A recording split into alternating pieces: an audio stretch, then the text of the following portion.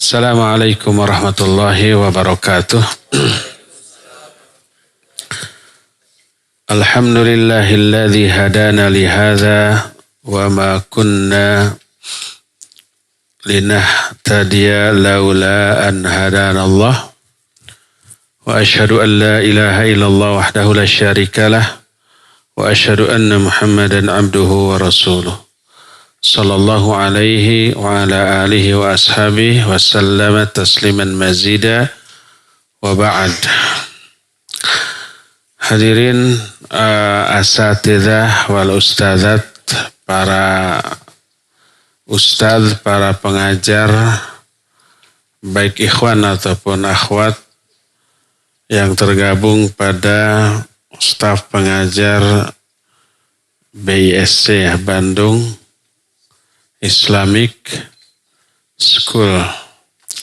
Kita nanti akan membahas sebuah kitab khusus yang berkaitan dengan metodologi Islami ketika mendidik. Bahkan disebut dengan sebutan As-Sunanul Mahjurah fi Tarbiyatil Aulad. Beberapa sunnah-sunnah yang sudah banyak ditinggalkan orang di dalam mendidik anak-anak. Kitab itu bagus untuk dibahas dan kita akan dengan izin Allah insyaallah membahas itu khusus di hadapan para guru. Tetapi insyaallah ini akan disiarkan juga secara umum. Seperti sekarang kita menyiarkan kajian sekarang ini melalui beberapa media, ya Radio Tarbiyah Sunnah Bandung untuk Bandung dan sekitarnya, ya juga para netizen melalui streaming ataupun YouTube ataupun Facebook Radio Tarbiyah Sunnah, dan mungkin juga melalui media sosial akun BISC ya. Jadi semua orang bisa beristifadah atau mengambil faidah dari kajian kita ini. Jadi sekarang ini muqaddimah dari reng-rengan acara pembinaan para staf pengajar dan staf pengurus di BISC sana.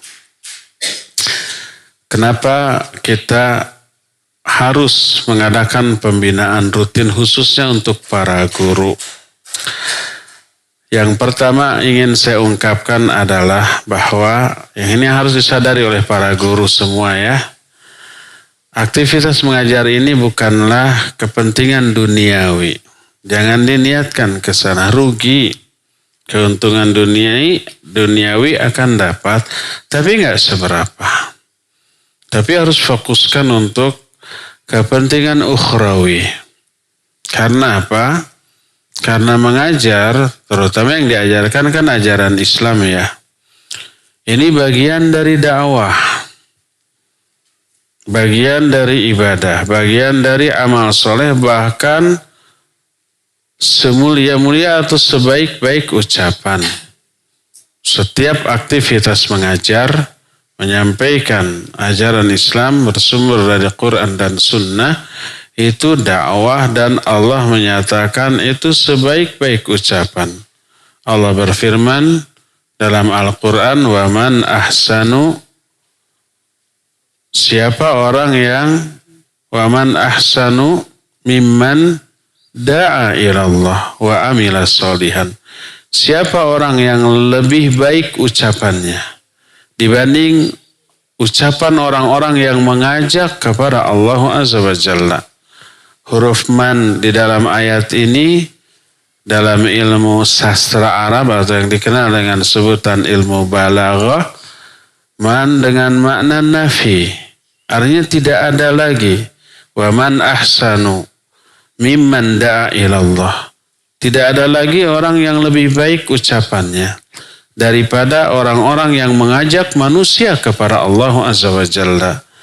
Mendidik anak Itu tujuannya agar anak ini mengabdi kepada Allah Azza wa Jalla, bertauhid kepada Allah, beribadah, beramal soleh kepada Allah. Dan itu masuk ke dalam ayat ini, wa man ahsanu mimman da'a ilallah. Ini sebaik-baik ucapan, mengajarkan Islam, mengajarkan Al-Quran dan As-Sunnah, itu sebaik-baik ucapan. Termasuk bagian dari dakwah kita kepada Allah Azza wa Jalla. Jadi yakinilah bahwa mengajar berarti melakukan sebaik-baik ucapan menurut persepsi Allah Azza wa Jalla berdasarkan pernyataan Allah di dalam Al-Quranul Karim. Ini yang pertama. Kedua, mengajar yang termasuk bagian dari dakwah adalah jalan hidup Nabi kita Muhammad SAW, way of life dari beliau. Seluruh kehidupan beliau itu dakwah. Seluruh perilaku beliau itu hanya mengajak manusia kepada Allah Azza wa Jalla. Dan itu atas instruksi dari Allah Subhanahu wa Ta'ala. Allah berfirman, "Qul hadhihi sabili ad'u ilallahi ala basiratin wa ana wa manittaba'ani." Kata Allah, katakan oleh Muhammad. Ini perintah Allah kepada Nabi Muhammad SAW. Inilah jalanku, jalan hidupku yang aku arungi sepanjang hidupku, dari mulai lahir ke alam dunia sampai akhir hayat nanti. Inilah jalan hidupku. Apa jalan hidup beliau? Ad'u ilallahi ala basirah. Aku mengajak manusia kepada Allah untuk beribadah, mentauhidkan Allah, mengabdi, berbuat baik, beramal soleh hanya untuk Allah Azza wa Jalla. Ini jalan hidup Nabi SAW. Dan mengajar termasuk bagian dari ini. Ya, kita jangan terbatasi oleh terbatasnya orang-orang yang kita ajari. Hanya di kelas berapa puluh orang sih? Cuma segini. Jangan dibatasi. Ingat, potensi dari beberapa gelintir orang yang hadir dalam kelas kelak akan mendunia. Dari anak didik kita, murid-murid kita yang duduk hanya beberapa orang di kelas, kelak mereka akan menyebarkan ilmu yang mereka serap dari kita ke seluruh dunia. Kelak mereka itu akan menjadi obor yang menerangi kehidupan manusia di seluruh dunia. Apalagi zaman sekarang, zaman di mana setiap orang mudah menyebarkan apapun, baik yang baik ataupun yang buruk, melalui internet, melalui dunia maya, melalui berbagai macam media yang tersedia. Itu mudah sekali menyebarkan kebaikan ataupun keburukan. Okelah, murid-murid kita hanya beberapa gelintir. Kita didik secara benar. Kita didik secara terarah, secara bagus, tapi nanti setelah mereka jadi, mereka akan menyebarkan berbagai macam kebaikan ke seluruh dunia. Dapat nggak kira-kira kita kebagian pahala dari kiprah mereka kelak? Ya, pasti dapat. Dan inilah jalan hidup Nabi SAW seumur hidupnya, mengajak manusia hanya kepada Allah Azza wa Jalla.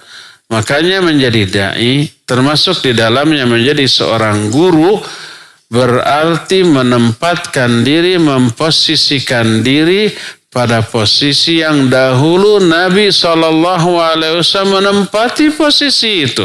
Inilah jalan hidupku, mengajak manusia kepada Allah Azza wa Jalla sesuai dengan kapasitas ilmu dan kemampuan kita. Jadi mengajar anak-anak di kelas selama yang diajarkan itu bersumber dari Al-Quran dan As-Sunnah adalah jalan hidup para nabi. Termasuk Nabi kita Muhammad sallallahu alaihi wasallam. Ini poin yang kedua dari keutamaan mengajar.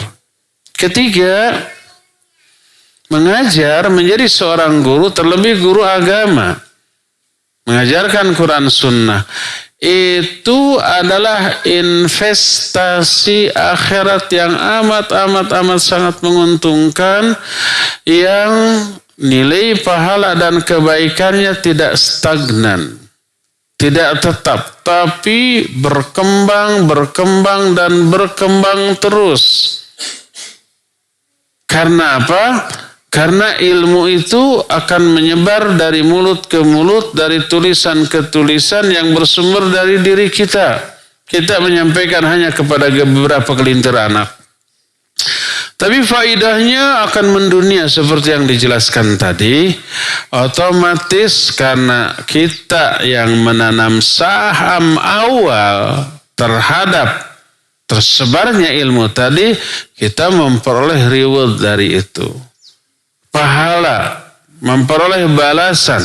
Sebagaimana sabda Nabi SAW, man sanna fil Islam sunnatan hasanatan falahu ajruha wa ajru man amila biha. Siapa orang yang menunjukkan satu jalan kebaikan di dalam Islam, mengajarkan kebaikan kepada orang lain. Agama kita jelaskan, ya. Yang tadinya orang itu bodoh jadi pintar. Tadinya orang itu maksiat jadi taat. Tadinya orang itu kufur jadi iman. Musyrik jadi muwahhid, jadi ahli tauhid. Tadinya bid'ah menjadi sunnah. Yang tadinya orang itu malas menjadi rajin. Karena kita didik, karena kita bina, karena kita arahkan. Maka Rasul menyatakan dia memperoleh pahala dari apa yang diajarkan, plus pahala orang-orang yang mengikuti ajaran yang dia sebarkan. Katakanlah yang kita ajari hanya 10 orang. Tapi 10 orang ini mereka ajarkan lagi kepada banyak orang. Ketika 10 orang ini mengamalkan ilmu dari kita, mereka dapat pahala dari amalannya. Kita juga dapat pahala dari amalan mereka tanpa mengurangi pahala mereka sedikit pun. Pahala mereka utuh, tidak terkurangi, tidak terserap oleh kita, enggak. Tapi pahala untuk kita lebih banyak lagi. Dapat pahala dari ilmu dan amalan kita, dapat pahala dari amalan murid-murid kita. Murid kita mengajarkan lagi ke murid-muridnya yang lain. Mereka dapat pahala dari amalan muridnya, kita pun dapat pahala dari amalan murid dari murid kita. Begitulah seterusnya. Sampai kapan? Bukan hanya sampai akhir hayat kita. Hatta walaupun kita sudah mati, sudah masuk lubang kubur, seluruh tubuh kita sudah hancur, tapi pahala dari ilmu kebaikan yang kita ajarkan itu terus mengalir ke alam kubur sampai hari kiamat. Berkata Rasul sallallahu alaihi wasallam, "Idza mata ibnu Adama inqata'a amaluhu illa min thalathin." Kalau seorang anak Adam mati, putus semua amalnya, kecuali 3. Mana putus amal, putus pahala. Tidak akan ada lagi pahala yang dicatat oleh malaikat dalam buku catatan kita. Karena kita sudah mati, nggak bisa lagi beramal, nggak bisa sholat, nggak bisa saum, nggak bisa segala macam. Kecuali apa yang kegunaan atau manfaat dari yang pernah kita lakukan masih menyebar, masih terasa oleh orang-orang yang masih hidup, diantaranya ilmu. Kitanya mati, ilmu yang pernah kita ajarkan masih hidup dan menghidupi banyak orang. Maka mengalirlah pahala itu ke alam kubur kita. Sementara dosanya kita sudah putus tuh. Dosanya sudah selesai dengan kematian kita ya. Selama nggak ada dosa jariah tuh. Tapi pahalanya nambah terus. Berdasarkan hal itulah maka keuntungan dari mengajar ini tidak stagnan. Tapi apa? Tapi berkembang, bertambah dan bertambah terus. Ilmu itu menghasilkan pahala ketika kita mempelajarinya. Ilmu itu menghasilkan pahala ketika kita mengamalkannya. Ilmu itu melahirkan pahala ketika kita mengajarkannya atau mendakwahkannya kepada orang lain. Dan pahala dari ilmu tidak berhenti walaupun kitanya mati. Tetap saja mereka itu ilmu tersebut, pahala dari ilmu tersebut mengalir terus ke alam kubur. Oleh karena itulah maka orientasi atau tujuan utama kita mengajar itu mengejar keuntungan akhirat, bukan keuntungan duniawi. Baik duniawi itu berupa uang, gaji, atau umpamanya apresiasi, pujian, komentar yang baik dari orang, likes, jempol kalau umpamanya di media sosial. Bukan itu.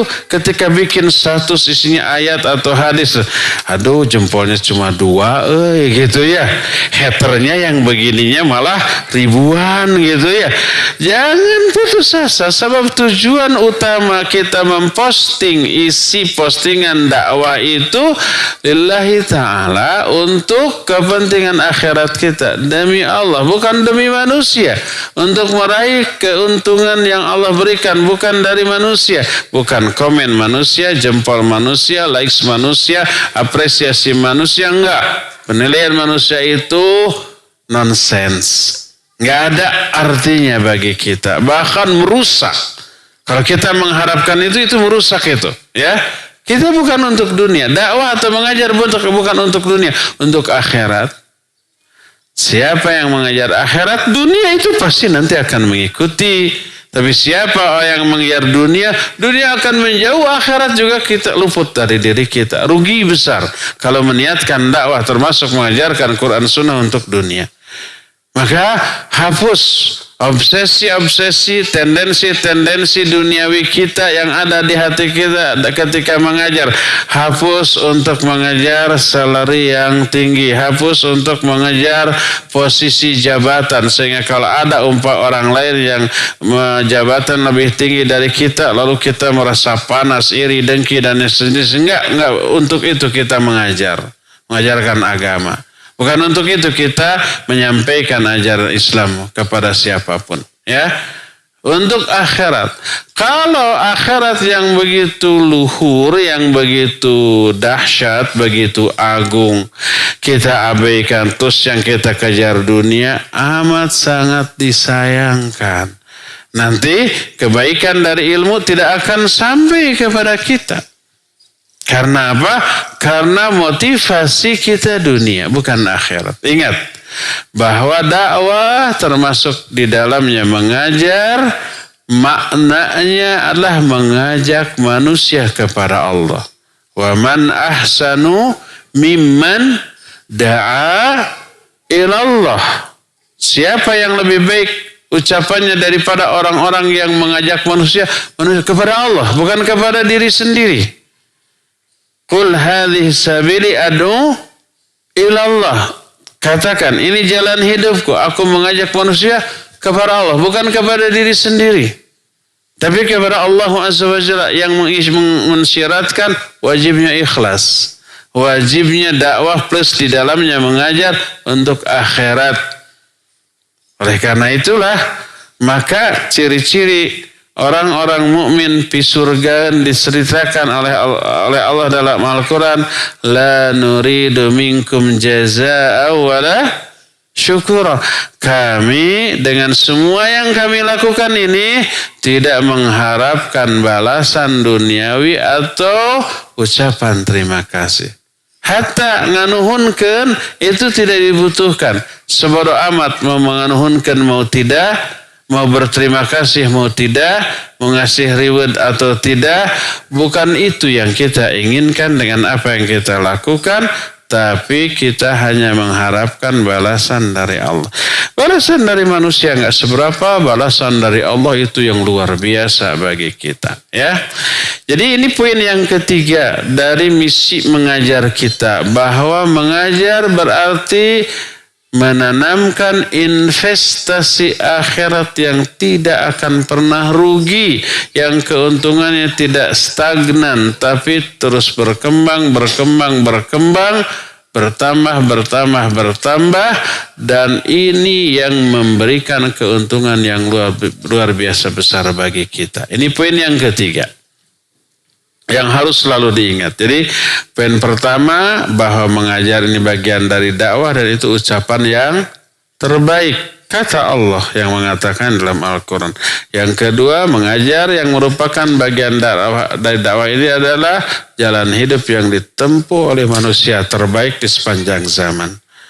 Jalan hidup para nabi dan para rasul. Ya.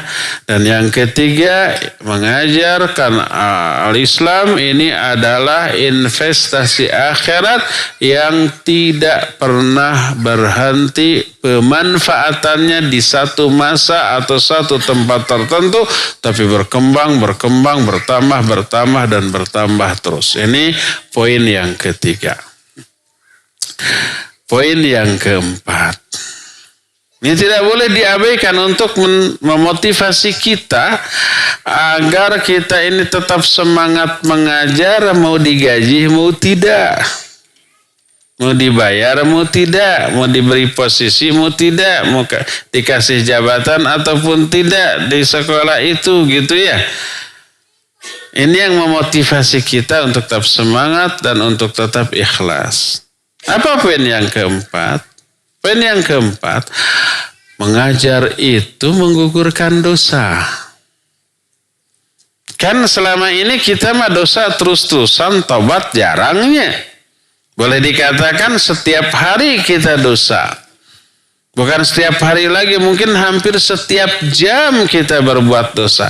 Istighfar dan tobatnya sehari berapa kali kita? Bisa dihitung nggak? Nggak bisa dihitung, karena tara. Alias nol gitu ya. Tobatnya jarang gitu ya. Belum tentu sebulan sekali kita menyengaja tobat. Enggak, dosa terus-terusan. Khawatir kalau ditimbang tuh dosa nambah gede, nambah berat, terus lebih banyak daripada kebaikan yang kita lakukan.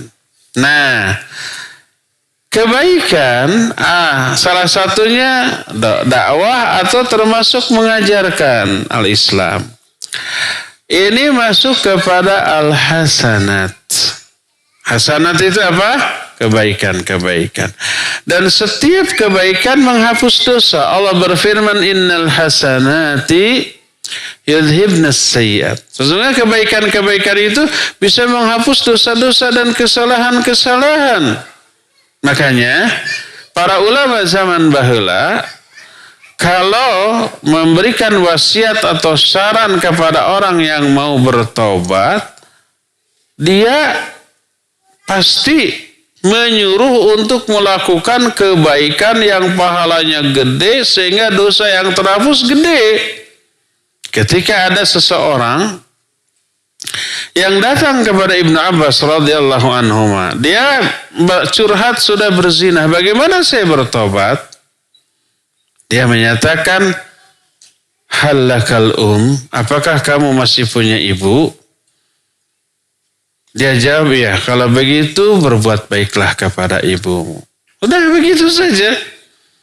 Lalu setelah orang itu pergi, ditanya oleh murid-muridnya, kenapa engkau ketika menyuruh orang bertobat itu menyuruh agar orang itu berbakti kepada ibunya? Kan gak ada hubungan antara menghapus dosa zina dengan berbuat baik kepada ibu. Kata dia, karena aku tidak menemukan ada amal soleh perbuatan baik yang agung dan besar sebesar berbuat baik kepada ibunya.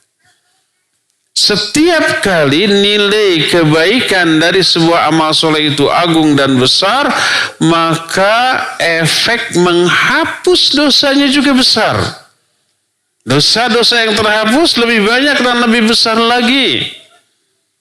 Oleh karena itulah maka apabila sebuah amal soleh begitu agung kedudukannya dalam Islam, pahalanya begitu gede, maka fungsi menghapus dosanya juga begitu besar. Dan dakwah termasuk mengajar salah satunya berefek demikian. Tadi ragukan lagi bahwa mengajar adalah kebaikan alias al-hasanat. Dan setiap al-hasanat itu akan menghapus dosa-dosa sebanding dengan kadar hasanat yang dilakukannya. Makin besar kadar kebaikan dari al-hasanat yang dilakukannya, makin besar dan makin banyak dosa-dosa yang terhapus dengan hasanat tersebut. Makanya kata orang Sunda mah peperiheun tobat tara dosa terus-terusan. Yuk kita hapus dosa-dosa kita dengan memperbanyak al-hasanat. Salah satunya adalah mengajarkan al-Islam ini kepada banyak orang. Semakin banyak orang yang kita ajari, maka semakin bagus. Makanya Nabi SAW berkata kepada Ali bin Abi Thalib, ya Ali, wahai Ali, ya, li ayyahdiyallahu bika rajulan wahidan, kalau Allah memberikan hidayah kepada seseorang melalui dirimu, orang itu sadar, tobat dari dosanya karena engkau dakwahi, karena engkau nasihati, karena engkau ajari, karena engkau arahkan dia, itu khairul laka min humrin ni'am. Itu jauh lebih baik bagi kamu daripada kamu memiliki unta merah. Itu unta yang amat sangat mahal harganya, yang sangat berharga. Kalau di zaman kita kendaraan sekarang mah kendaraan-kendaraan mewah. Saya nggak akan menyebut merek. Bisa nggak promosi dibayar tidak. Pokoknya kalau ada tanggul itu ngemplat gitu, ngenyod. Kalau umpah di jalan rata, si mesinnya nyaris tak terdengar. Kalau ada lubang atau tanggul atau polisi sedang pingsan di sana, kegilas, kegeleng, kelintas, itu ngemplat ngenyot. Seperti main ayunan. Jadi jalan apapun yang dilalui oleh mobil itu, semuanya menyenangkan. Ketika datar enak, ketika renjul ngemplat, asa di ayun-ayun. Tak ada sesuatu pun yang buruk bagi mobil seperti itu. Saya akan nyebut merek. Itu mahal dan amat sangat nyaman. Sebanding dengan itu mungkin. Lebih baik mana memiliki mobil seperti itu ataukah memberikan hidayah, diberinya hidayah seorang melalui dakwah atau pengajaran yang kita lakukan. Nabi SAW menyatakan, li ayyahdiyallahu bika rajulan wahidan khairul laka min humrin ni'am. Kalau Allah memberi hidayah kepada seorang melalui dirimu, itu jauh lebih baik bagi kamu daripada kamu memiliki unta merah, ya. Nah, tak diragukan lagi seorang anak tumbuh berkembang menjadi anak berilmu, ahli ibadah, ahli amal soleh, ahli kebaikan. Itu karena peran siapa? Guru-gurunya yang mengajarnya. Mereka mempunyai hidayah irsyad dan dilalah. Mereka mempunyai hidayah taufiq dari Allah. Karena apa? Karena kita ajari sebagai gurunya. Karena kita bina, kita bimbing sebagai gurunya. Maka profesi guru itu profesi yang amat sangat menguntungkan. Tak jauh berbeda dengan profesi dai. Sama-sama dakwah dengan ruang lingkup yang berbeda, tapi efeknya luar biasa. Para ustadz, para guru, para ulama zaman baheula, dakwahnya itu tidak dengan cara pergi kemana-mana setiap orang datangi dakwahi, enggak. Mereka hanya duduk di satu tempat, di majelis ilmu, di masjid, orang-orang berdatangan. Lalu diajari. Kalau kita datang ke satu-satu yang kita dakwahi, satu orang, waktu yang tersita banyak, nggak efektif, nggak efisien. Tapi kalau seorang ulama duduk di satu tempat, lalu orang-orang berjumlah ribuan datang, membawa alat tulis, membawa catatan, mencatat, menghafalkan, menuliskan, mengajarkan kembali, oh itu jauh lebih efektif dan jauh lebih efisien. Nah, berdasarkan hal itulah maka mengajar termasuk bagian dari al-hasanat, dan semua hasanat menghapus dosa, kesalahan-kesalahan yang kita lakukan, ya. Berdasarkan hal itu maka seorang guru adalah orang yang dosanya lebih sedikit dibanding yang lainnya. Ini pertama. Karena apa? Karena itu al-hasanat. kedua. Kenapa mengajar bisa menghapus dosa? Karena ada yang memintakan ampunan makhluk suci yang jumlahnya nggak dihitung, nggak bisa dihitung saking apa? Saking banyaknya. Sebuah hadis yang diterima dari siapa ya? Namanya Abu Umamah Al-Bahili radhiyallahu an. Diriwayatkan oleh Imam At-Tirmidzi, Syekh Ridwan menyatakan hadis ini sahih. Imam At-Tirmidzi menyatakan hadis ini hasan sahih. Kata Abu Umamah, dzukira li Rasulillah sallallahu alaihi wasallam rajulan, ahaduhuma alim wal akhar abid. Ada dua orang yang dipertanyakan kepada Nabi alaihi salatu wasallam. Siapa dua orang ini yang lebih utama? Pertama alim, kedua abid. Alim artinya orang berilmu. Abid artinya ahli ibadah tapi kurang ilmu. Ibadahnya rajin tapi bodoh. Orang berilmu, ilmunya tinggi walaupun ibadahnya pas-pasan. Lebih rajin si abid. Mana yang lebih utama?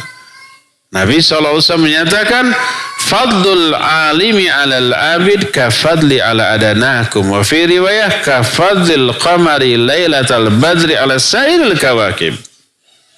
Keutamaan ahli ilmu dibanding ahli ibadah seperti keutamaan diriku dibanding orang terendah di antara kalian.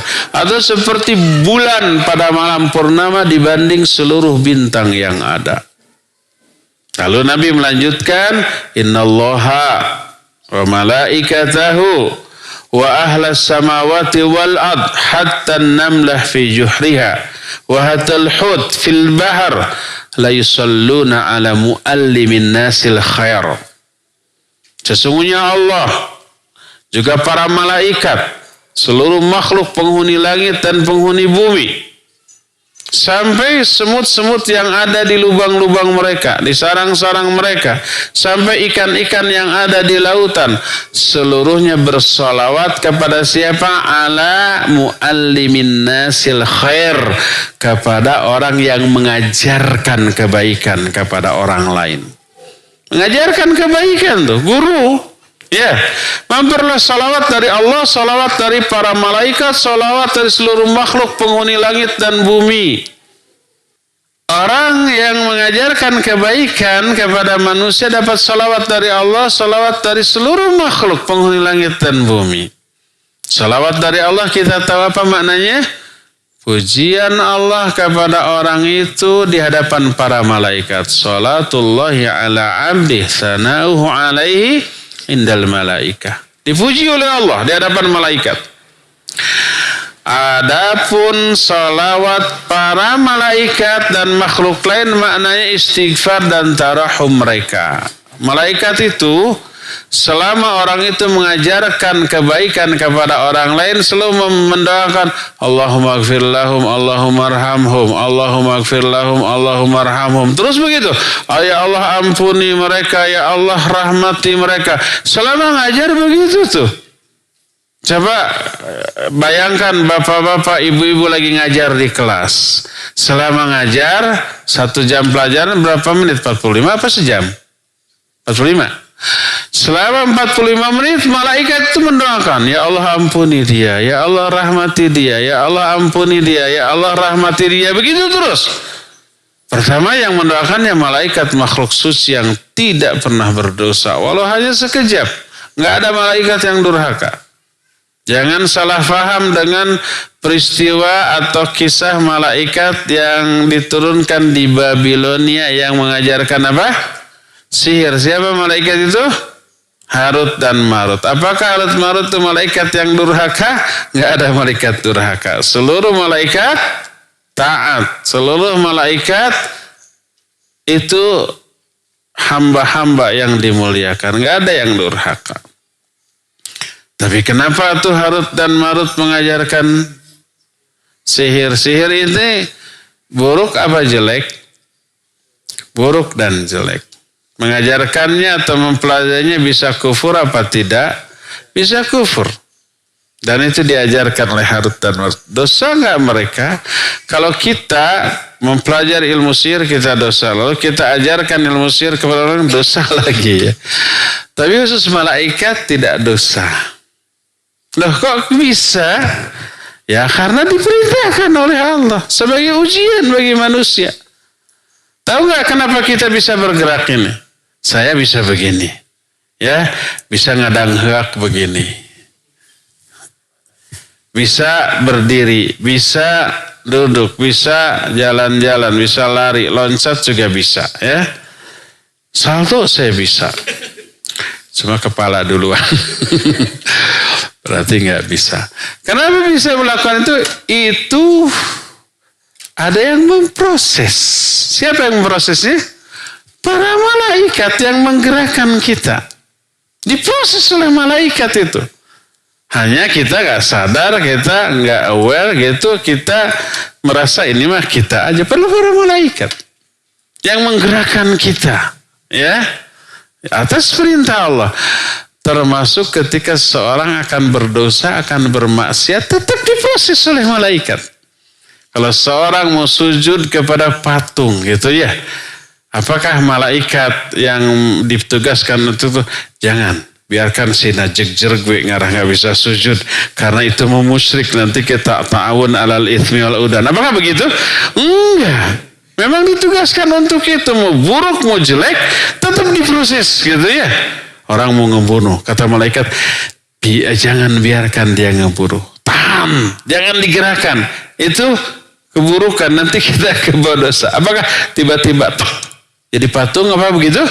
Enggak, berswe gitu ya. Mati aja. Apakah malaikat yang memprosesnya itu berdosa? Tidak, itulah tugas mereka atas perintah Allah. Disebutnya apa?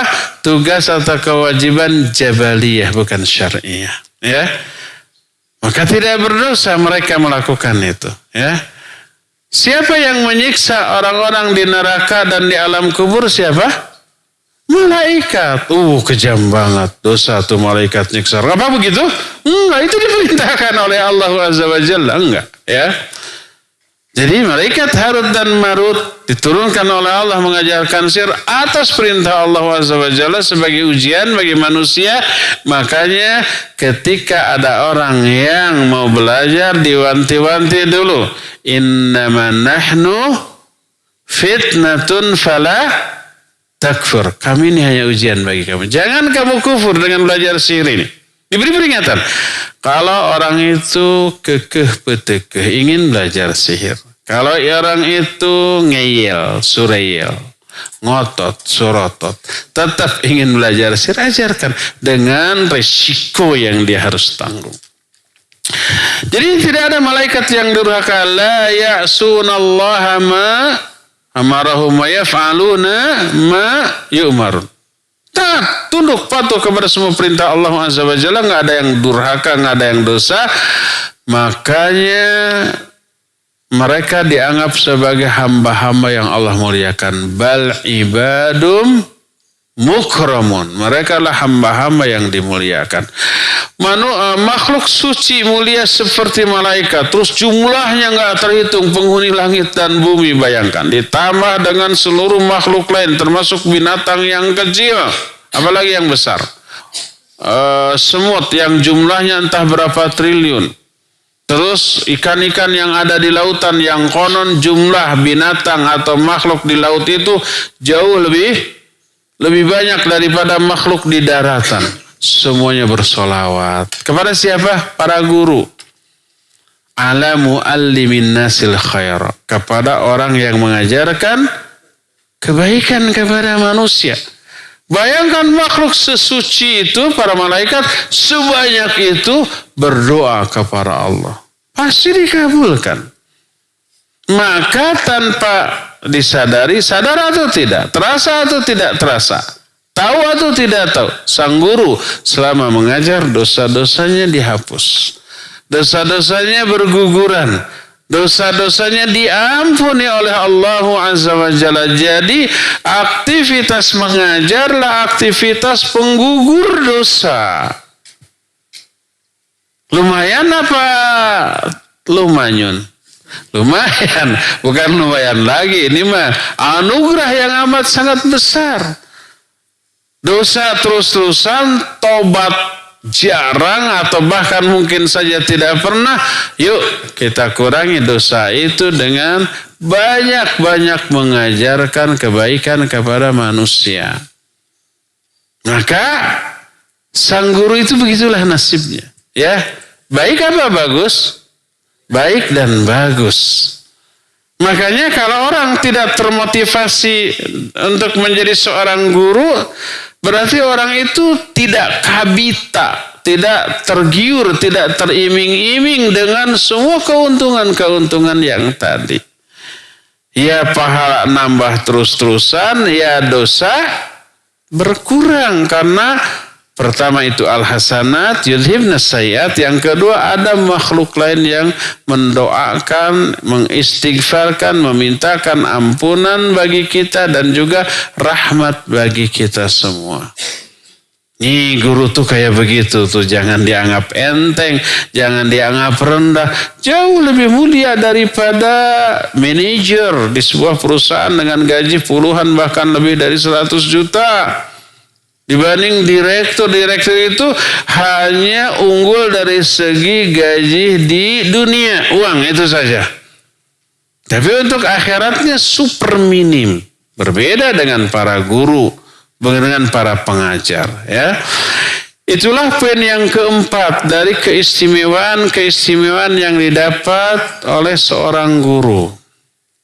Coba ulang satu-satu. Pertama, keistimewaan guru itu apa?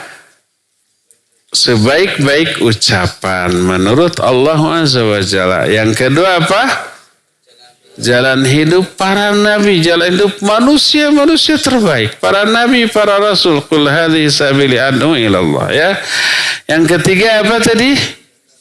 Investasi akhirat yang luar biasa menguntungkannya. Tidak ada kerugian selama yang diajarkannya benar.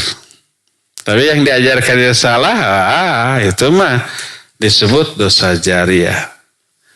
Keempat apa? Penggugur dosa. Poin ketiga, menambah pahala dengan jumlah yang besar. Poin keempatnya, menggugurkan banyak dosa. Itu modal kita untuk bahagia di akhirat.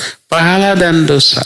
Fa'amma man thaqulat mawazinuhu fahuwa fi 'ishatir radiyah wa amma man khaffat mawazinuhu fa ummuhu hawiyah. Ya. Nah, kenapa orang yang berilmu itu lebih tinggi derajatnya? Oleh Allah diangkat, yarfa'illahu alladhina amanu minkum walladzina utul ilma darajat. Allah mengangkat orang-orang beriman di antara kamu dan berilmu beberapa derajat.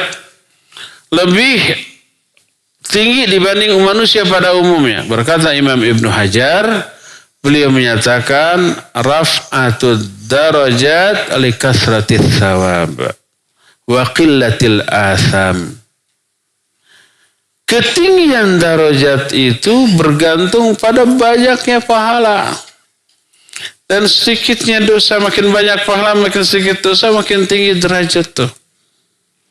Jadi tinggi rendahnya derajat kita di surga nanti tergantung saldo dari pahala dan dosa.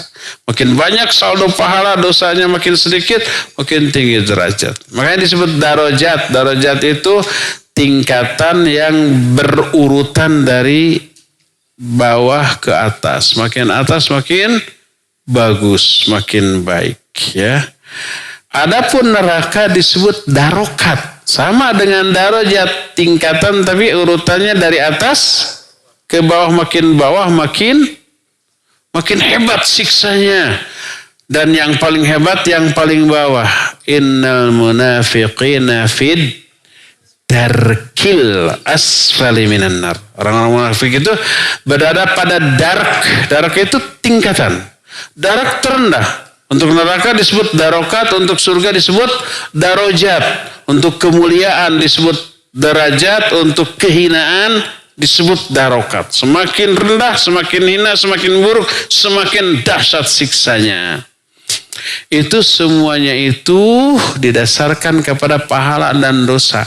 Orang yang sampai ke akhirat pahalanya habis, dosanya bertumpuk, bangkrut dia. Muflis dia ya. Atadruna manil muflis. Tahu nggak kalian siapa yang muflis? Siapa yang bangkrut? Muflis bahasa Arabnya, bahasa Indonesianya bangkrut, bahasa Sundanya modiste. Modal ledis becus ente. Jadi kalau orang punya modal gitu ya, dagang gitu ya, itu modalnya habis, dagangan habis, bangkrut sudah yang seperti itu kan. Nah, orang yang bangkrut di akhirat dilihat dari pahala dan dosa. Orang yang datang kepada Allah dengan membawa pahala dari sholat, pahala dari zakat, pahala dari semua kebaikan. Wa qad syatama hadza wa zalama hadza wa daraba hadza wa safaka damma hadza gitu. Tapi dulu ketika dia di dunia dia pernah memukul si anu, zalim ke si anu, pernah mencela si anu, pernah menumpahkan darah si anu, dan enggak terbalas di dunia. Apa akibatnya? Diambil pahala dari orang itu, di-offer ke orang-orang yang menjadi korban kezalimannya. Terus kalau pahalanya habis, sementara kezalimannya masih tersisa, dosa korban kezaliman diambil, ditanggungkan kepada si zalim. Pahala habis, dosa numpuk, ini bangkrut. Gak punya modal untuk bahagia di akhirat. Di akhirat nanti. Pahala tuh modal untuk bahagia ya. Nah, salah satu kiat, taktik, jurus, cara, strategi untuk menumpuk-numpuk banyak pahala dan mengurangi sebanyak mungkin dosa adalah mengajar. Dengan mengajar, pahala mengalir terus. Dengan mengajar, dosa dikurangi dan dihapus oleh Allah Azza wa Jalla berdasarkan nas-nas yang tadi diterangkan. Jadi itulah poin yang keempat dari keistimewaan, keutamaan mengajar, yaitu apa? Menggugurkan dosa-dosa. Keempat. Kelima. Amazing nih yang kelima ya. Yang kelima, sebenarnya dari efek tadi, orang yang mengajar itu dijanjikan surga dan diberikan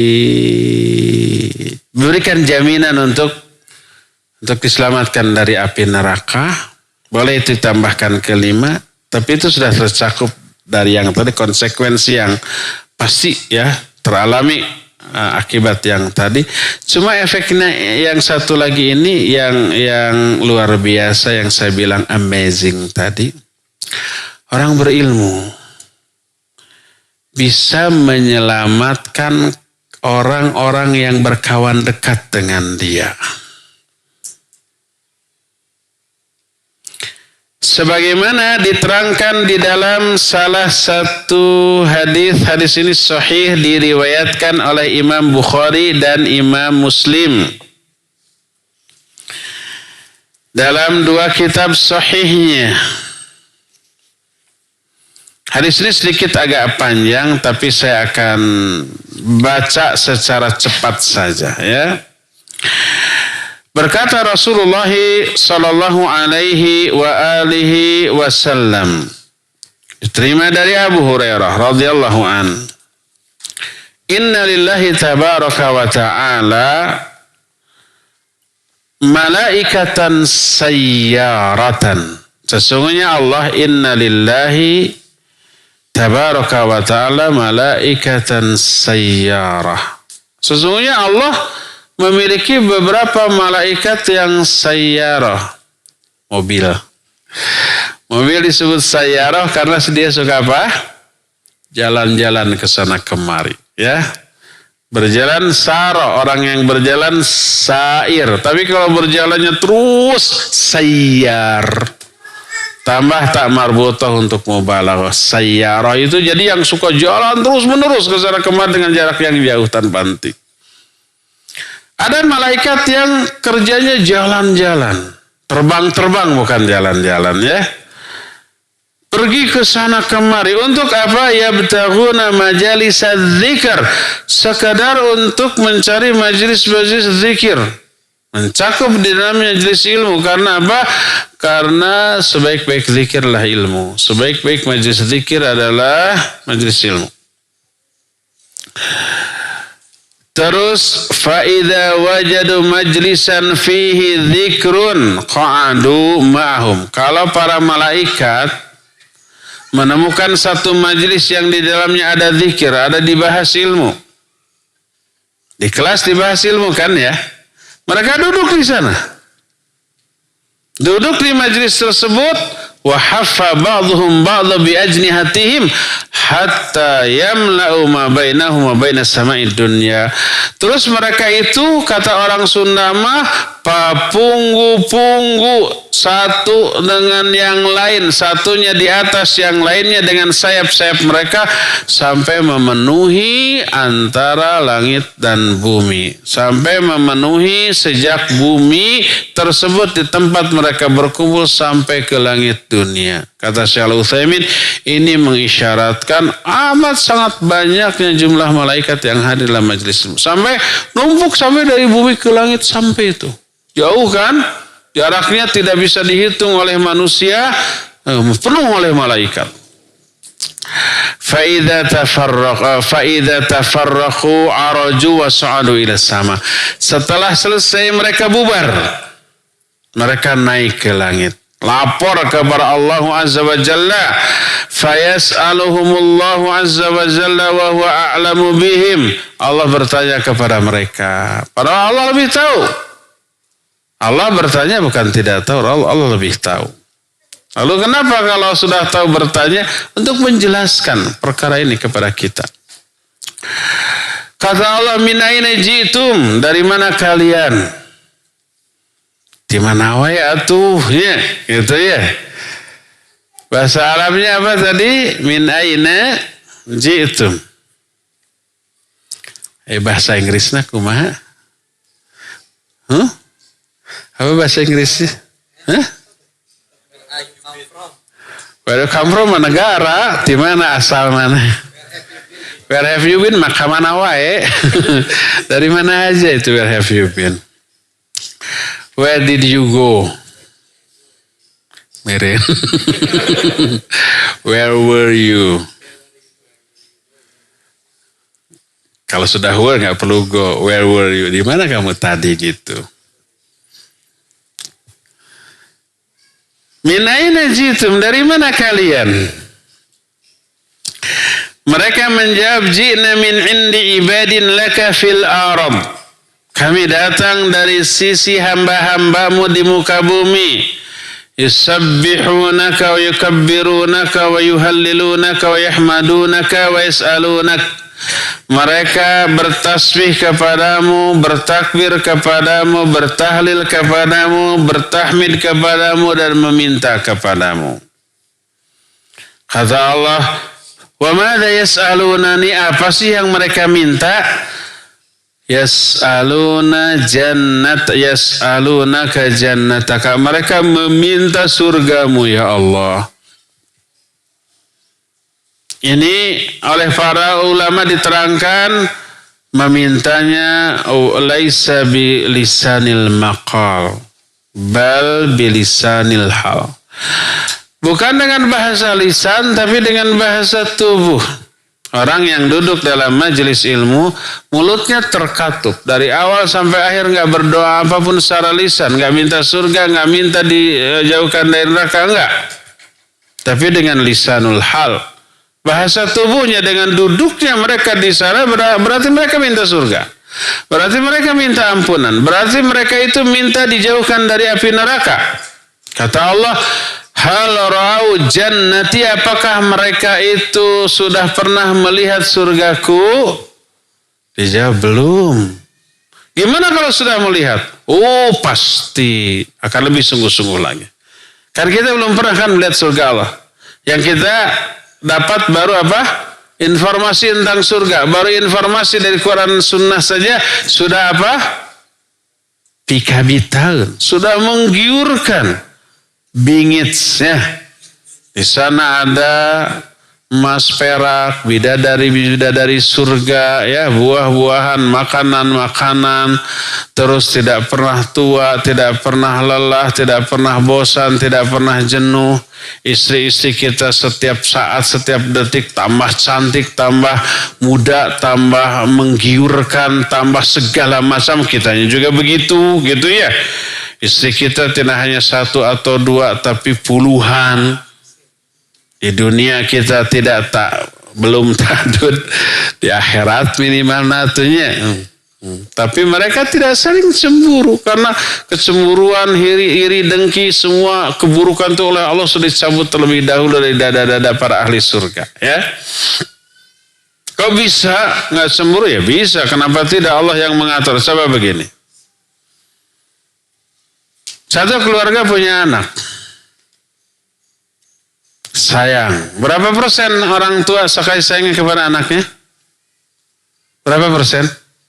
100%. Lahir anak kedua. Apakah terbagi dua 50-50? Enggak. Ini tetap 100%, dia juga 100% aja. Tak kasih sayang mah itu tidak bisa dibagi dengan angka kayak gitu persentasenya. Tetap utuh ini 100%, ini 100% ya.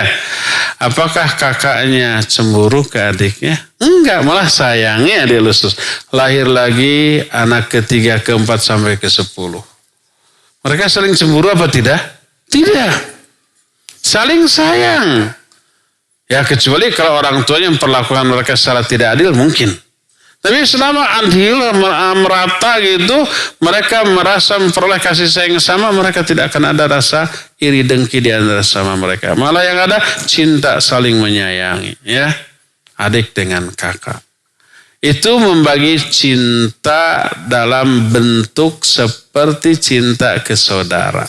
Kalau itu bisa, apakah bisa juga dalam bentuk yang lain dari satu istri ke istri yang lain? Mesti bisa.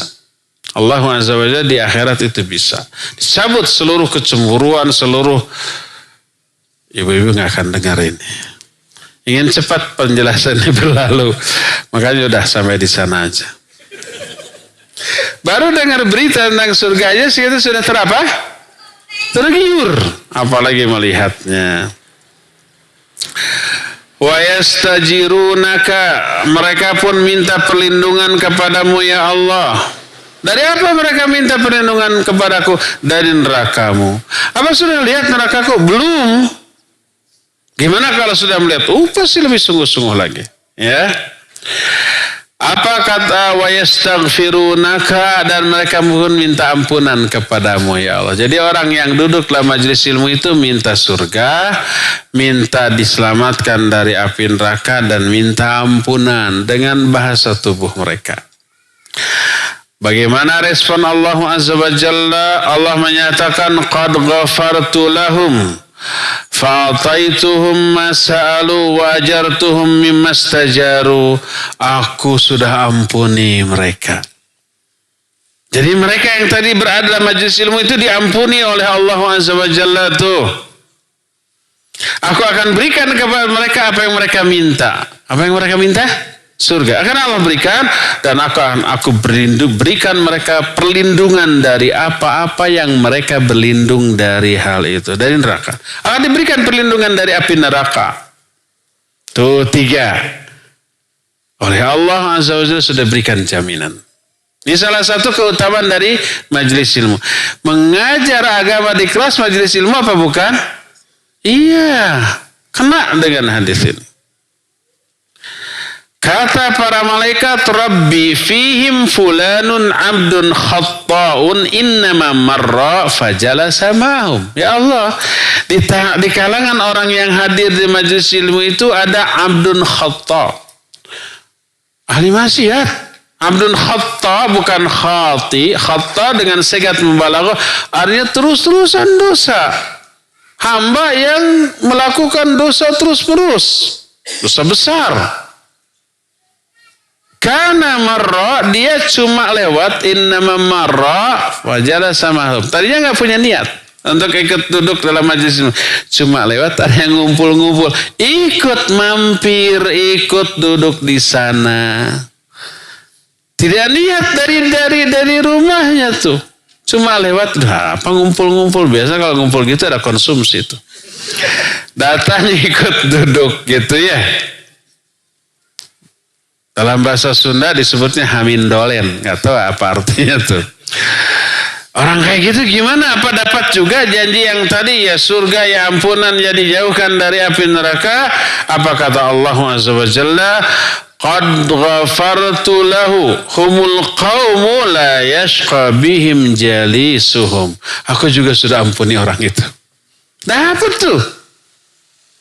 Karena apa? Karena mereka ahli ilmu itu orang-orang yang siapapun yang bersahabat dekat dengan mereka tidak akan binasa.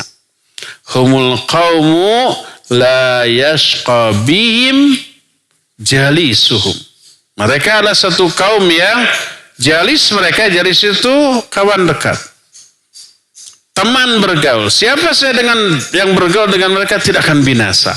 Ini efek dari ilmu. Orang-orang yang berkawan dengan ahli ilmu tidak akan dibinasakan oleh Allah Azza wa Jalla. Berkata Imam An-Nawawi rahimahullah. Hadis ini selain diriwayatkan oleh Imam Bukhari juga oleh Imam Muslim dalam kitab Sahih Muslim. Imam An-Nawawi menulis kitab syarah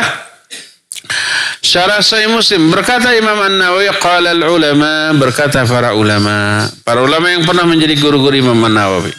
Mereka menyatakan ma'nahu annahum malaikatun zaiduna 'alal hafadhah wa ghairihim minal murabbiin minal martabatain ma'al khalaiq fa haula as-sayarah la wadhifata lahum wa innama maqsuduhum hilaqadz dzikr.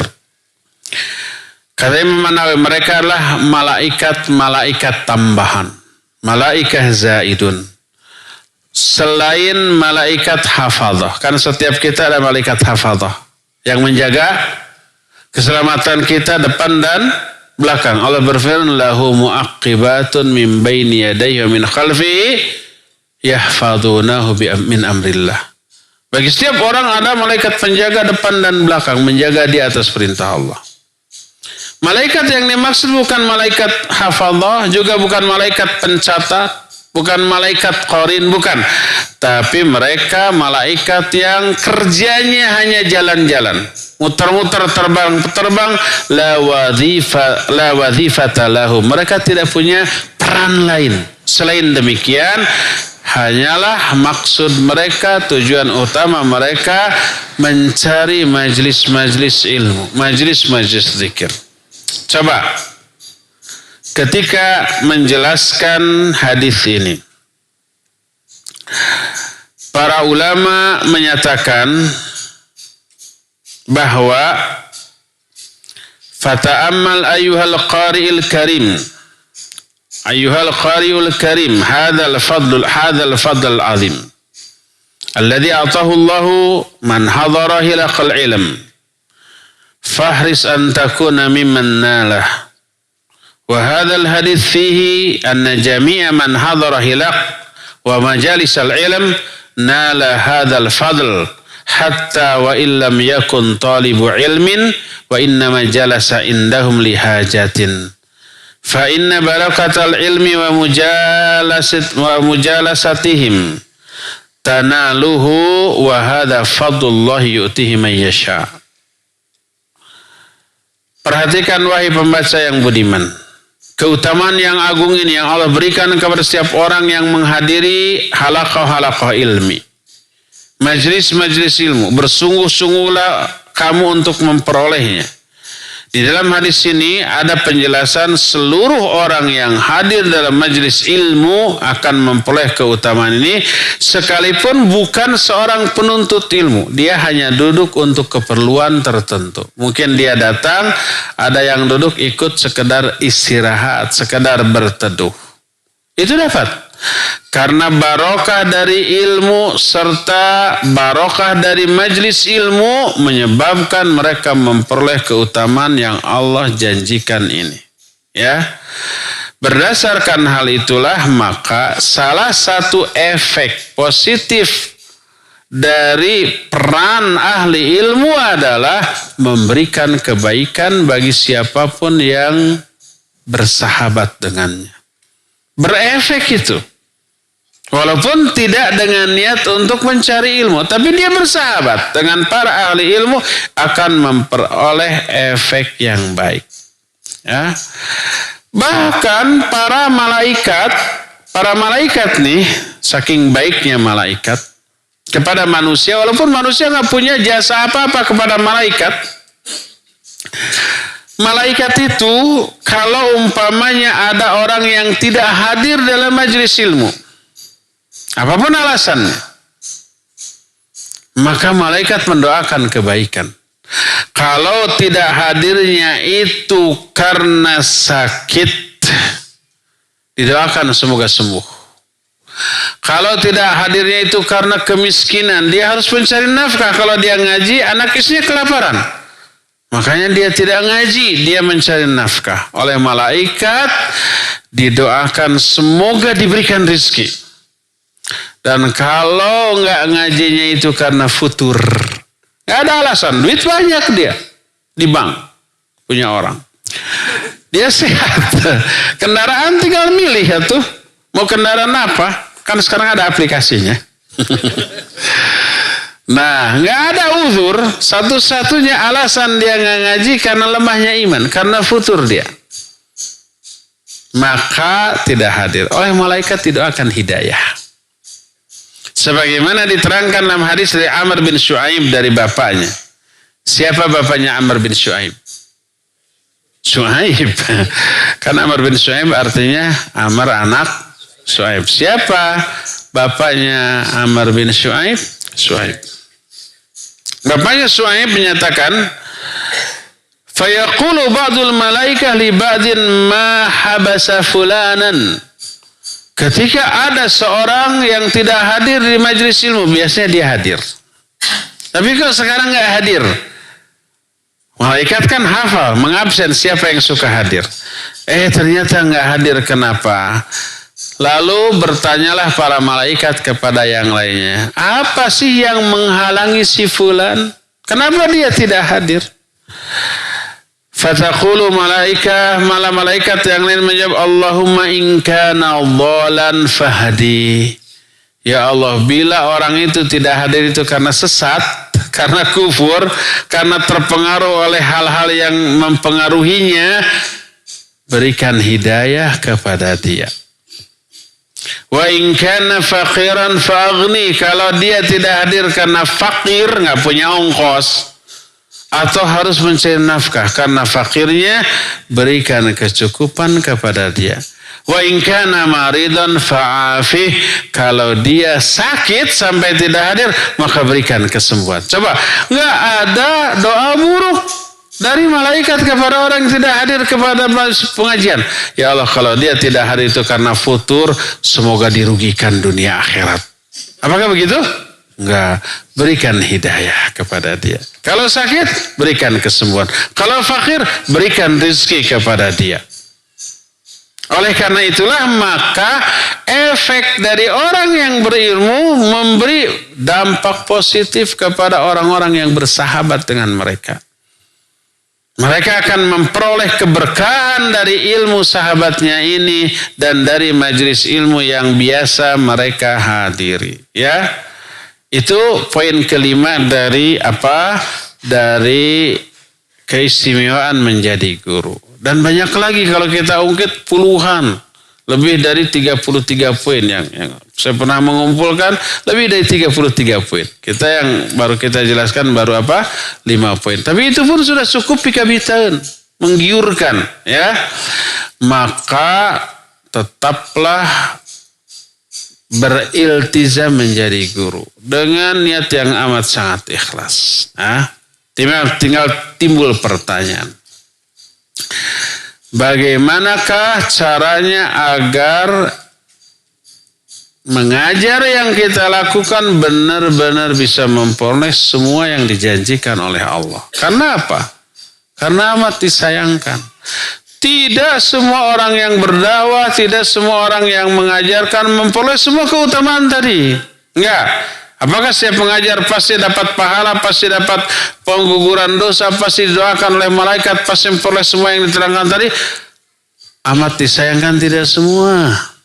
Hanya orang-orang yang memenuhi kriteria. Apa saja kriteria tersebut? Ini yang kita akan bahas nanti dalam daurah-daurah kita. Ya. Nah, sisa waktu yang ada kita akan gunakan tanya jawab. Kita hanya punya waktu sekitar setengah jam karena jam 11 saya harus sudah berangkat lagi. Kita sekarang buka sesi tanya jawab. Apabila ada pertanyaan, alhamdulillah. Kalau enggak ada, lebih alhamdulillah lagi. Berarti kita lebih cepat selesai ya. Wassallallahu ala nabiyina Muhammadin wa ala alihi wasallam.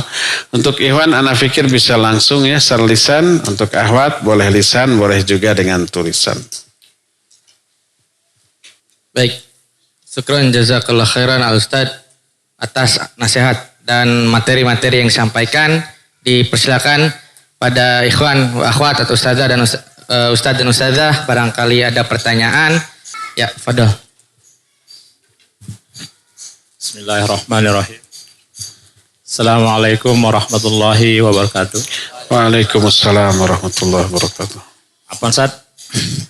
Tadinya pertanyaan yang anak-anak mau sampaikan ini kan akan dijelaskan pada kesempatan yang akan datang. Tapi anak-anak penasaran Ustaz ya. Begitu banyak keutamaan-keutamaan yang akan diperoleh.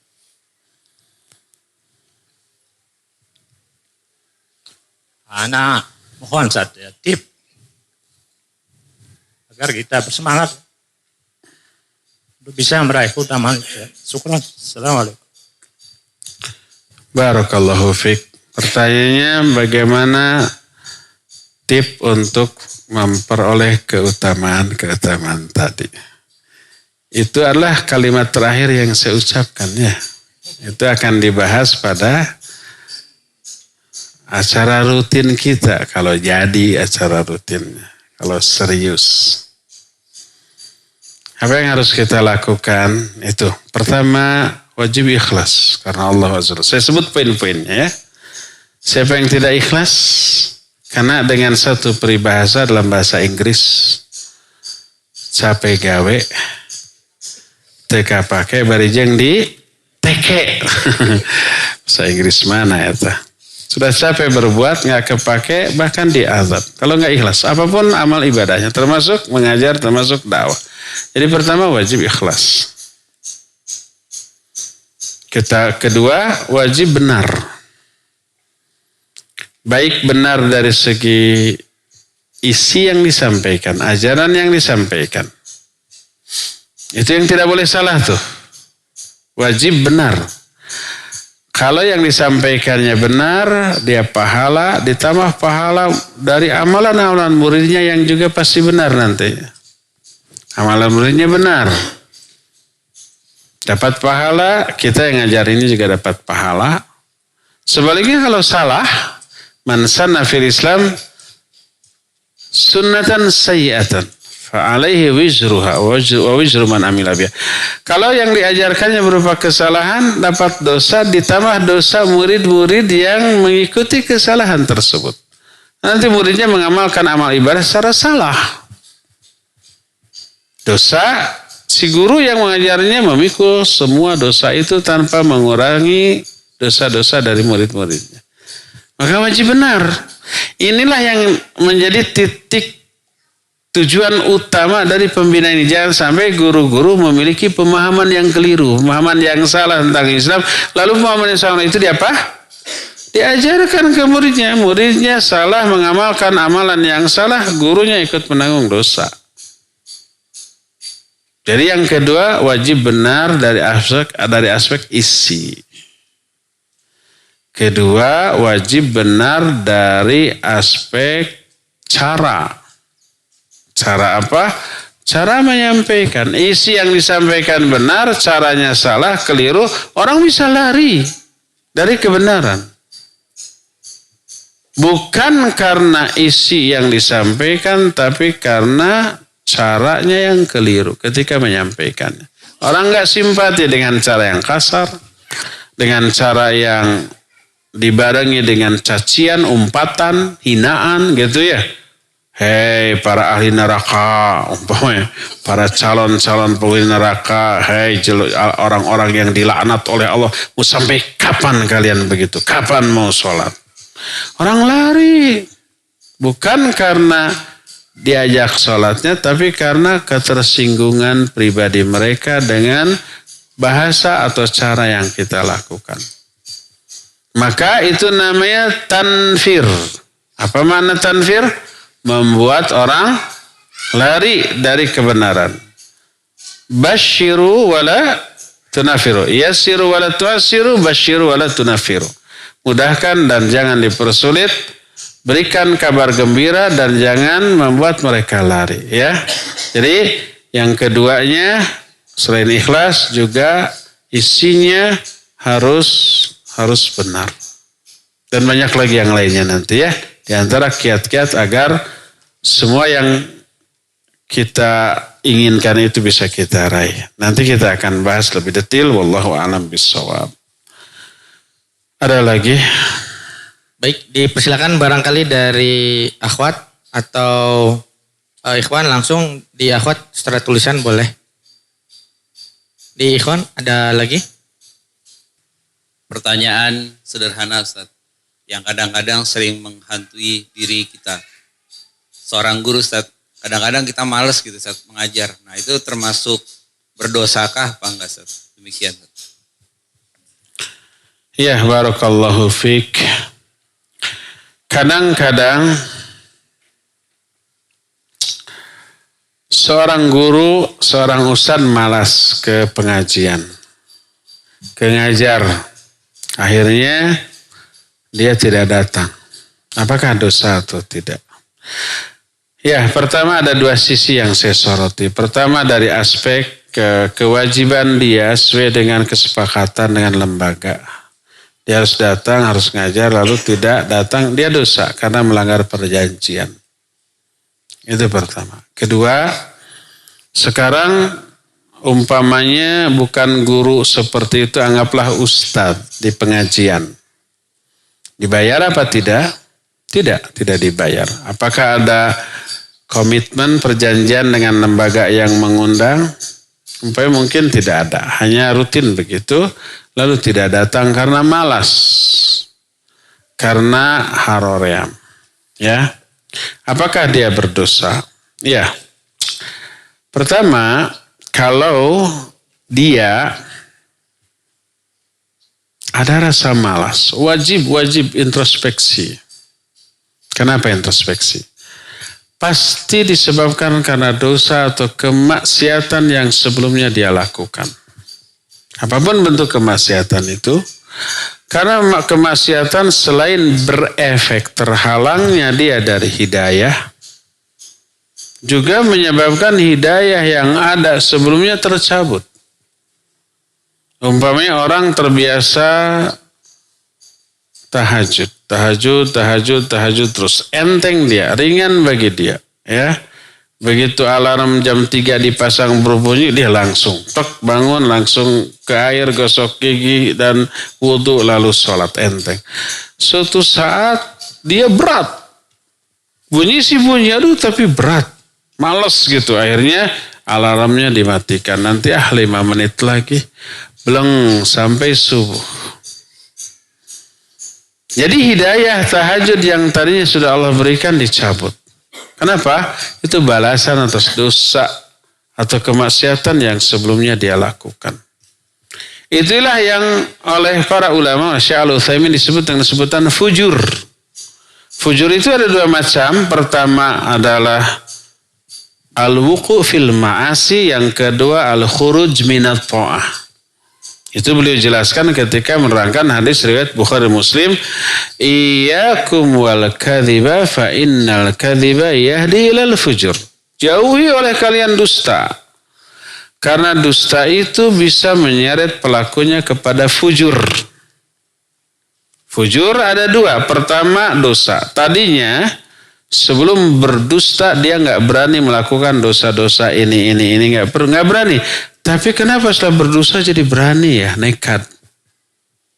Itu wuqu' fil ma'asi. Kedua, khuruj minat ta'ah. Sebelum berdusta dia selalu bangun malam, selalu tahajud. Tapi setelah berdusta kok kebablasan sampai subuh ya. Keluar dia dari ketaatan. Hidayah yang sudah ada sebenarnya dicabut oleh Allah Azza wa Jalla. Ingat, ikhwan, apapun bentuk amal soleh, baik ngajar, dakwah, termasuk baik baca Quran, saum Senin Kamis, tahajud, hadir ke majelis kajian yang biasa kita lakukan, tiba-tiba suatu saat kita malas, berat sekali untuk melakukannya. Untuk ke majelis lain, kenapa ya haroream, malas, udah lebih baik online aja gitu ya, sambil gogoleran gitu kan. Sambil ngopi, sambil ngemil. Repe baru mukadimah, baru hamdalah juga sudah perem. Sudah tidur. Untuk hadir biasanya hadir enteng. Kok sekarang berat? Untuk tahajud bangun malam biasanya enteng. Tapi kok sekarang berat? Untuk saum sunat Senin Kamis biasanya enteng. Tapi kok sekarang berat? Ingat. Itu tanda dia khuruj anit ta'ah. Fujur. Itu disebabkan karena dosa. Mungkin kita berdusta, mungkin kita bergibah, mungkin kita dosa-dosa lain. Maka dosa menyebabkan tercabutnya hidayah yang tadi sudah ada pada diri orang itu. Coba introspeksi lalu bertobat. Nah, kenapa saya berat? Coba introspeksi dosa apa yang sudah saya lakukan. Oh ini nih, ya, pasti ada tuh. Ya. Lalu kita bertobat dari hal itu, minta ampun kepada Allah Azza wa Jalla dan minta hidayah. Sering-sering membaca doa, Allahumma a'inni ala zikrika wa syukrika wa husni ibadatik. Bantu minta bantuan kepada Allah. Sebab hidayah itu dari Allah. Ya, tidaklah seorang sholat, tidaklah seorang berbuat baik, tidaklah seorang beramal soleh kecuali atas hidayah Allah. Minta kepada dia. Ya, jadi langkah pertama adalah introspeksi. Cari dosa penyebab malasnya kita. Setelah ditemukan, bertobatlah dari hal itu dan mintalah ampunan dan hidayah dari Allah. Insya Allah nanti rasa malas itu akan hilang kembali. Ya. Kedua, coba introspeksi niat. Barangkali ada masih terselip niat-niat duniawi yang ketika kita kecewa terhadap hasil duniawi yang kita raih dengan mengajar, lalu malas, ngapain ngajar? Kita capek-capek, harganya dikit umpamanya. Akhirnya malas. Maka kalau itu yang menjadi penyebab, coba ubah lagi niat. Bukan ingin dibayar, bukan ingin dapat apresiasi orang, tapi ingin dapat balasan dari Allah Azza wa Jalla. Maka kalau sudah kembali kepada Allah Azza wa Jalla, insya Allah semangat akan apa lagi? Akan muncul lagi ya. Demikian, wallahu a'lam bishawab. Kalau ibu-ibu kadang halangan untuk menghadiri majelis ilmu oleh kegiatan di rumah, apalagi ibu tersebut mempunyai kegiatan mengajar. Bagaimana doa malaikat? Terus bagaimana supaya rutin hadir dalam majelis ilmu? Pertama, kalau kita tahu ada jadwal kajian seperti sekarang di sini, ya, atau di masjid-masjid lain hari Ahad atau hari Sabtu atau hari apa, maka coba di-arrange waktunya, umpamanya bangunnya lebih awal. Kalau biasanya mulai bekerja ini tuh ba'da sholat subuh. Sekarang sebelum subuh sudah mulai bangun, kemudian beres-beres, nyuci, masak, dan seterusnya. Jam 8 sudah beres semua. Jam 8 bisa berangkat, kajiannya jam 9. Jadi kalau sudah ada jadwal pengajian, coba lebih awal memulai seluruh rutinitas kita di rumah. Bisa diatur waktunya seperti itu ya. Nah, itu pertama. Kedua, bagaimana kalau ada kewajiban mengajar? Kalau mengajar hukumnya wajib. Tidak boleh meninggalkan mengajar hanya untuk hadir di pengajian. Karena kita sudah komitmen, tekan kontrak, berjanji untuk mengajar, itu wajib dipenuhi ya. Jangan sampai yang wajib ditinggalkan, yang sunnah dikejar ya. Nah, terus bagaimana tentang doa malaikat? Kan ngajar juga dapat ya doa malaikat. Sudah kita terangkan tadi. Kalau memungkinkan coba ke manajemen, pihak manajemen tempat kita bekerja diusulkan. Gimana kalau pas jadwal pengajian mah diberikan keleluasan untuk ngaji. Nanti tugas di sini diganti dengan yang lain. Bicarakan saja ya. Seperti itu.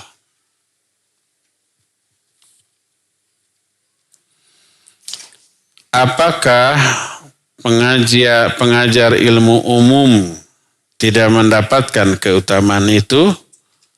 Semua ilmu adalah ilmu Allah kan Ustaz, tapi ada terbatas pada mengajar tapi apa terbatas pada mengajar ilmu syar'i?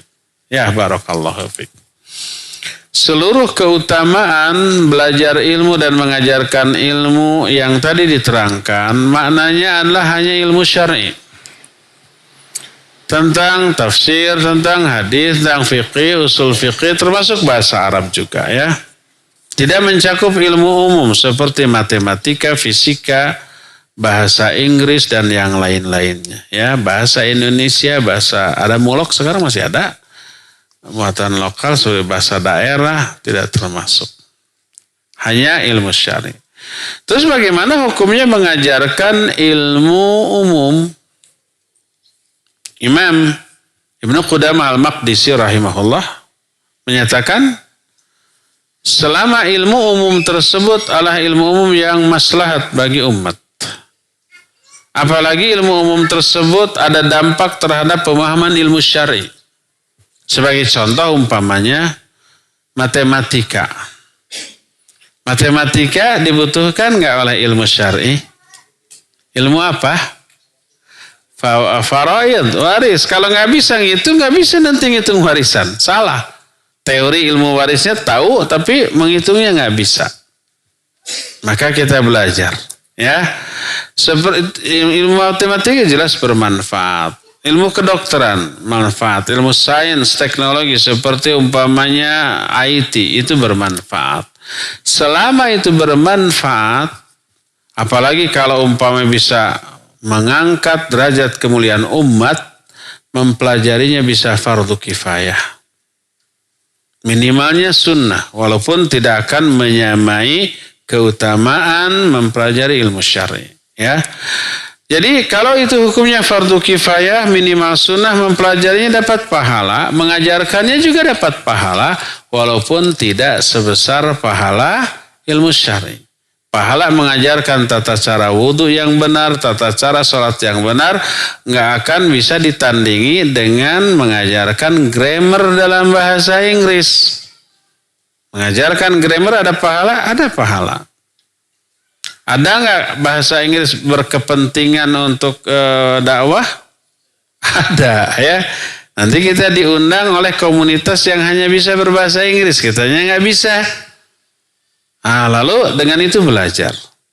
Syekh Al-Utsaimin rahimahullahu taala pernah mengatakan saya menyesal tidak mempelajari bahasa Inggris.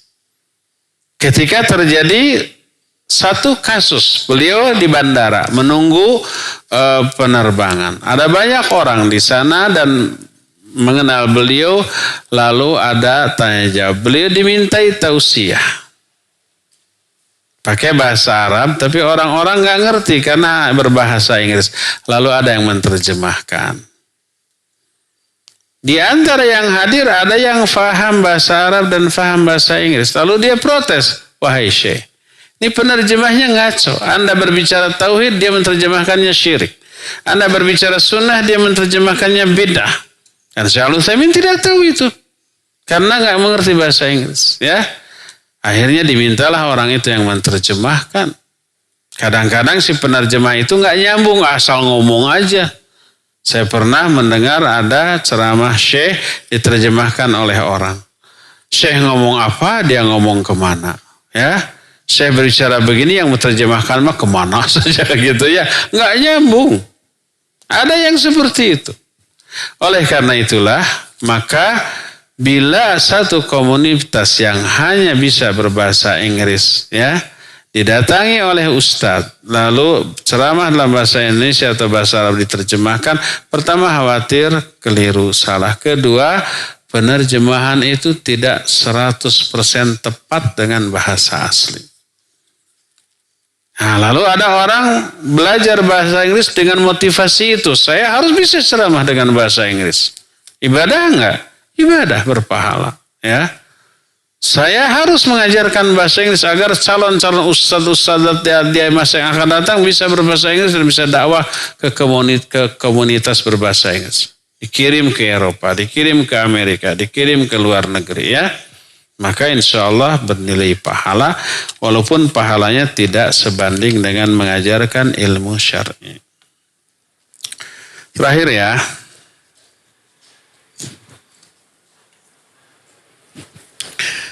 Ustadz, bagaimana cara membangun solidaritas antar guru? Apakah ada tips untuk hal tersebut? Ya, ini penting. Ini termasuk bagian yang kita akan kaji nanti. Bukan sekedar teori, wajib praktek.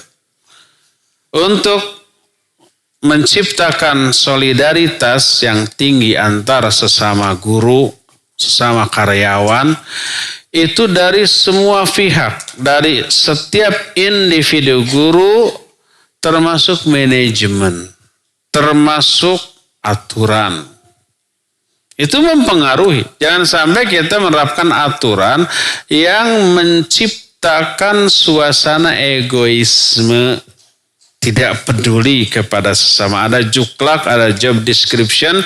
Tapi poin-poin juklak dan job description ini memacu orang untuk egois, untuk tidak peduli. Yang penting tugas saya ini udah nggak peduli lagi kepada yang lain. Ada orang yang ini tolong beritahu saya tentang nanti saya juga lagi sibuk gitu. Itu bukan tugas saya. Udah. Dia tugasnya udah selesai gitu, relax, santai, nggak ada lagi. Orang lain sibuk. Akhi, tolong ini bantu.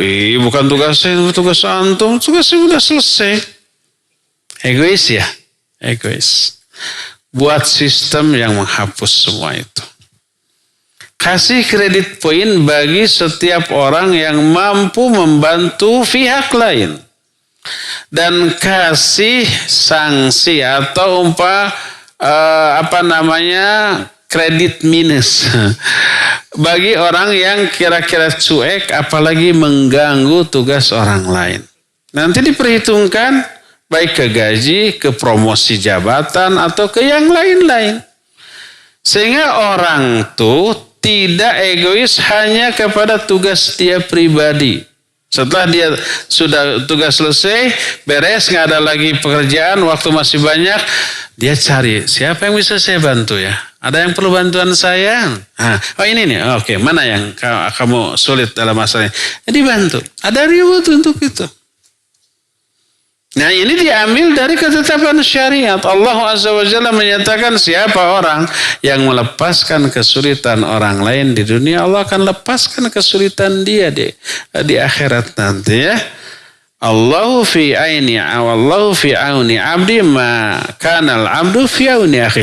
Allah akan selalu menolong seorang hamba selama hamba itu siap menolong orang lain. Siapa yang menolong orang lain, Allah akan tolong dia. Siapa orang yang melepaskan orang lain dari kesalahan, Allah akan lepaskan dia dari kesalahan. Siapa yang memudahkan orang lain, Allah akan berikan kemudahan kepada dia. Begitu al-jazau min jinsil amal. Jadi kita berniat menolong orang lain bukan karena ingin dibalas oleh dia. Enggak, balasan dia enggak seberapa. Mau ngebalas mau tidak, mau nganuhunkan mau henteu, bukan itu tujuan saya. Tapi tujuannya adalah agar kelak Allah menolong saya di saat saya butuh pertolongan ini. Motivasinya bukan karena ingin dibalas oleh orang itu, tapi pihak lain yang jauh lebih dahsyat balasan. Allah Azza wa Jalla. Terapkan ini. Jadi seorang bos yang memiliki wewenang, lihat siapa orang di antara karyawan anak buahnya yang ketika dia selesai dia membantu orang lain dapat reward. Ada poin di sana. Dan itu nanti diperhitungkan baik kepada kenaikan gaji, promosi jabatan, dan seterusnya ya ada. Dengan cara seperti itu orang tidak egois, tapi orang semaksimal mungkin berbuat baik sebanyak mungkin kepada orang lain. Dan semaksimal mungkin tidak memberikan kesulitan kepada orang lain. Karena tahu, begitu menyulitkan orang lain, kita akan dipersulit lagi. Ya. Nah, dengan cara seperti itu orang semua termotivasi untuk selalu ta'awun alal birri wat taqwa ya.